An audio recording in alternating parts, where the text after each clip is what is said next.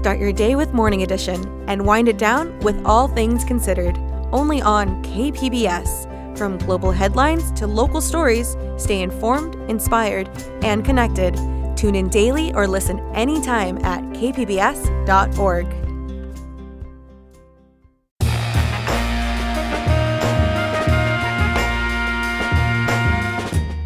Hey there, San Diego. I'm Andrew Bracken, in for Jade Hindman. On today's show, we hear about an effort to ban AI chatbots in kids' toys. This is KPBS Midday Edition, connecting our communities through conversation.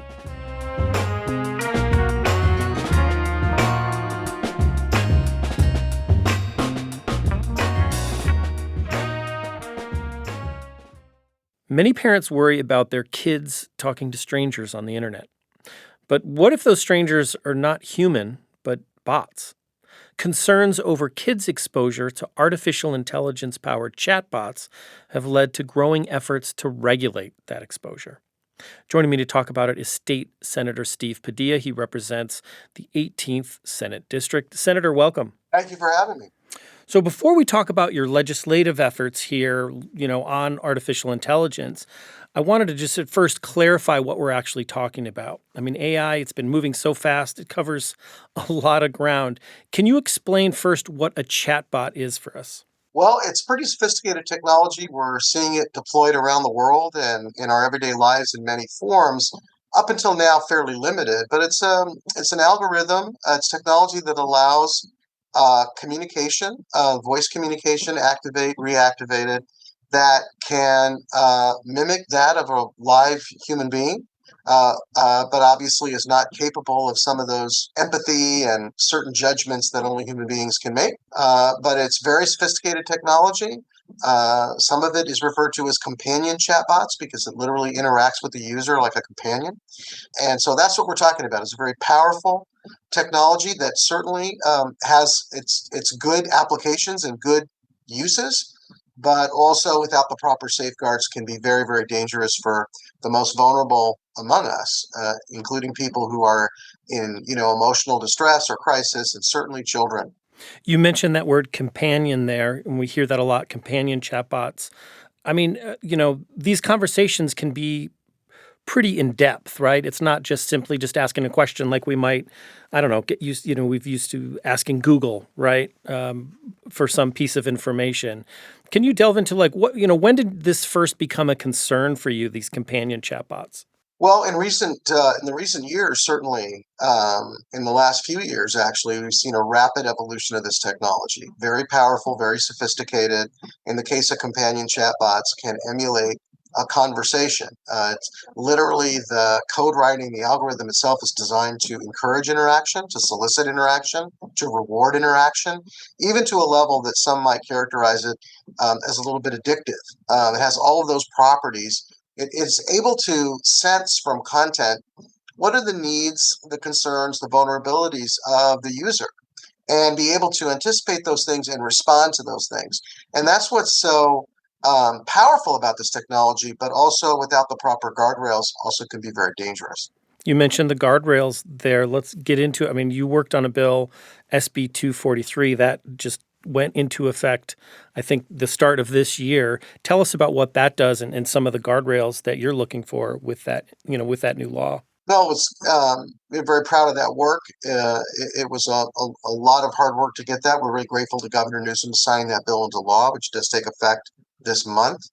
And it basically requires the developers and deployers of these platforms and this technology to make sure that they have protocols in place to deal with being able to refer people in real time to the right kinds of resources and interventions and help when the content of a conversation goes south. When people express distress or suicidal ideas, thinking about hurting themselves or others, that there's a protocol in place that's able to respond to that. Also noticing, particularly for juveniles, that you're not talking, to a human being. You are talking to you're participating in an algorithm. You're talking to artificial intelligence, not a human being, and making sure that those things are required. It also provides a specific legal cause of action. We call a private right of action for people who've been harmed by this interaction to be able to seek redress in the courts. So all of those things went into that bill. The governor signed it into law. It's the first of its kind in the nation. And we ran that bill because we were beginning to see some really disturbing examples of people being harmed. Megan Garcia is a mother in Orlando, Florida, who's become a national advocate for holding the deployers of this technology accountable. She lost her son to suicide, who was engaging for a long period of time with a companion chatbot that literally helped him and encouraged him to take his own life. He was at a place emotionally and mentally where he couldn't discern completely because of his vulnerability that he was not talking to a real companion. And we're seeing more and more of these cases all over the country where the content of these conversations goes in very dangerous places, not just with people hurting themselves, but suggesting that they can hurt others, suggesting how they can utilize household items in a very dangerous way, and on and on. So the data is mounting, and that's why it's important, I think, to begin to not miss a window of opportunity here while this technology is evolving very rapidly, to put common sense protections in place. That's what SB 243 has done, and a number of other bills that I'm running currently in this session, we've introduced this month, are designed to continue to strengthen that and to address other unaddressed issues. And one of those that you just mentioned kind of tackles this use of AI in toys specifically. You introduced that early this year. Tell us more about that effort, why you think it's necessary, and a little bit more about what these toys actually are we're talking about. Well, what's interesting is, as you know, as with many products, there are a big movement to produce products, toys designed and aimed at children, very young children, uh, to use AI technology and to use chatbot technology to enhance the enjoyment and the experience of the toy with the child. Now, in cases where those things can be helpful or educational or appropriate, great. But what we're beginning to find out by a number of studies, including one that was recently done by PERG, clearly shows that there's some disturbing things happening. We have the technology deployed in some of these early models of toys starting up conversations with children about inappropriate topics, being very, very explicit, sexual content, suggesting to the child how they could find dangerous household items around their home and how they could be put to a destructive use. And it's sort of astonishing to learn that this technology that was designed to enhance the experience and enjoyment of a toy have suddenly sort of gone in a ditch and have the ability to go in this direction. And that's not anything any of us want. And I think that the industry is beginning to begrudgingly acknowledge that there's more work to do here, which is why we've introduced SB 867 to basically put a moratorium on the sale of those products in California until we get some better understanding and regulations around this technology in toys. And I think that's, when we're looking at some of the most vulnerable folks, certainly children, that's more than appropriate. We need to get this right. And can you talk a little bit about the toys? I mean, I've seen some images and read the study you mentioned, but I mean, some of these are kind of just like teddy bear companions, as I kind of understand it. Is that a fair way to describe them? How would you explain these toys? Describe them to Among us. many, and it's broad. I mean, let's not forget that some of the major developers of AI technology just struck up a major deal with Mattel, one of the largest toy producers in the country, if not the world. So there's clearly an understanding on the part of the industry that there's some huge market potential here, and that's gonna, put, they're under pressure to want to get product out to market quickly, to not have to go through too many hoops.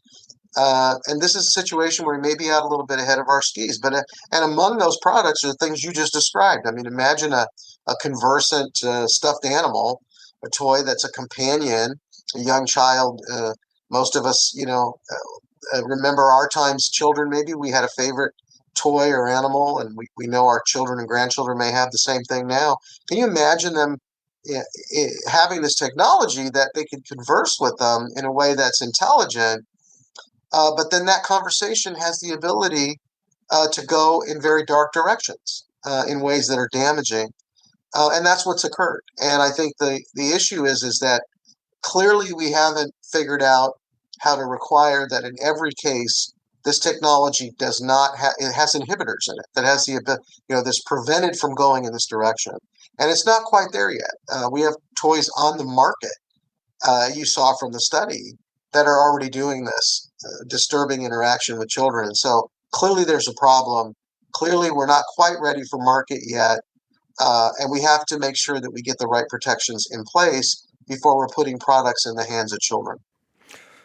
So, on this effort of regulation, and the laws that have already been passed, these new bills you're working on, I wanted to get your take. Late last year, President Trump signed an executive order on artificial intelligence. And in that order, he challenged the power of states, whether, how far they could regulate AI, at least in certain cases. I'm wondering how you're thinking about that at all as you're working on legislation around AI. Well, to be frank, I'm not, because it's silly. And I don't know who's advising. I mean, it's performative and it's political. Has no basis in fact. I don't know who's advising him or who his advice the president is ignoring.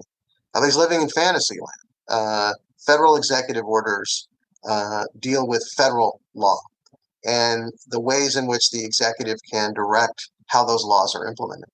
They have no force of law here in that case. They have no force in effect. And this president or any president doesn't rule by fiat, by signing a bunch of pieces of paper. It's purely political. Our opinion, my opinion, and many others is that has absolutely no force. It's sort of a stunt, and I'm not spending much energy on it. Aside from obviously being the home to millions of parents and kids, California is also home to Silicon Valley, where a lot of this technology has been built. I'm just curious, how that plays a role into how you approach this. I mean, I guess, to put it another way, what is your relationship with the technology? Having the technology epicenter so close, is that helpful as you make headway with these regulations? Well, I think a couple of things, and I appreciate you asking the question. Look, we're very proud in California to lead the country and the world around a lot of this innovation and technology that's critical and can play a very positive role in our society. And it's important. And we want to foster innovation. We want to foster that creativity and that the strength of that industry. And that's all appropriate. I think my answer has always been, and I say this a lot, is to reject the premise. And that is sometimes the folks in the industry who don't want any regulation try to make this argument that it's mutually exclusive, that it's zero sum. It has to be one or the other. You can't have innovation and you can't support business development and the deployment of this technology if you regulate. It has to be one or the other. You can either have innovation and support the industry, or you can have protections and regulation, but you can't have both. And that's just BS. I mean, we put people on the moon with 1960s technology. We have the ability and the sophistication and the technology to write these algorithms and deploy this technology. We have the ability to make sure we have reasonable safeguards in place. What I'm trying to say is it can be both. We can walk and chew gum at the same time. We can encourage the development of this technology in a way that's good for California, it's good for industry, good for creating opportunities in the economy. And at the same time, we can still get it right and provide the kinds of protections that are needed, particularly when it comes to people who are really vulnerable and particularly when it comes to children. So I just reject this idea that it has to be one or the other and it can't be both. That's just hogwash. When it comes to AI, any advice for parents or even their kids on how to think about it and, how we use it in our daily lives today? Obviously, I mean, as a parent and a grandparent now, it's important to always remember knowledge is power. Pay attention. Know what products you're buying. Know what features they have and what they're enabled by, what technologies they use. I hope that we're not going to be in a situation where parents in California are going to have to guess about the capabilities here, because we're not going to allow this stuff to go to market here. And California, as you point out, is a pretty powerful, large market, almost 42 million people. That's a big market.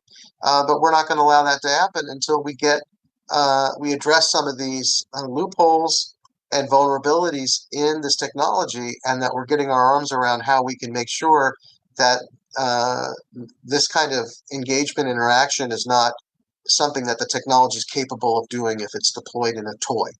And we can do that, and we need to do that, which is the whole purpose of the bill that I've introduced. And I'm going to continue working hard with everybody, all the stakeholders and the governor, to try to get this right too. Has it been a challenge to, try to regulate this technology when, as you've mentioned earlier, it's just changing so fast and so rapidly? Well, of course, just by the very nature of it, right? I mean, I tell people all the time, my own personal opinion is that the evolution of artificial intelligence now in our lifetime is probably the most significant technological advancement since the advent of the Industrial Revolution, right? I mean, even more so than the internet, more so than social media platforms. You hear a lot of conversation around the country today, don't we, about how we missed an opportunity as a country to really better put safeguards and guardrails and regulations around the dangers associated with social media. And I think this technology is much more powerful. It is much more integrated and in every element of our lives, and will continue to be increasingly so. It's powerful technology. It's everywhere, and it's evolving very quickly and very rapidly. And that in itself makes it substantial and significant. I think, again, the most significant advancement since the Industrial Revolution. And we have a window of opportunity here to try to take action in a way that's responsible. We missed that window with social media. We don't have to miss the window of opportunity again. I've been speaking with California State Senator Steve Padilla. He represents the 18th Senate District. Senator, thanks so much for your time today. Thank you for having me.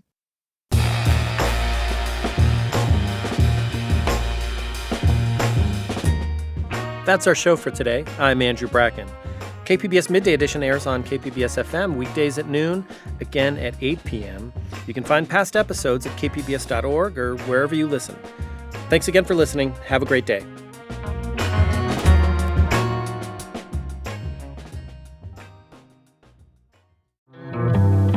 From El Centro to everywhere, we're Voices del Valle. Voices del Valle? Voices del Valle is a team-produced podcast about coming of age in California's Imperial Valley. I love Voices del Valle. On the next episode of Voices del Valle, we will talk with teens about their cheer and soccer championship seasons. I've got to listen to that. Voices del Valle. Fresh voices, bold stories made in the valley. Voices del Valle. Find us on KPBS or wherever you get your podcasts.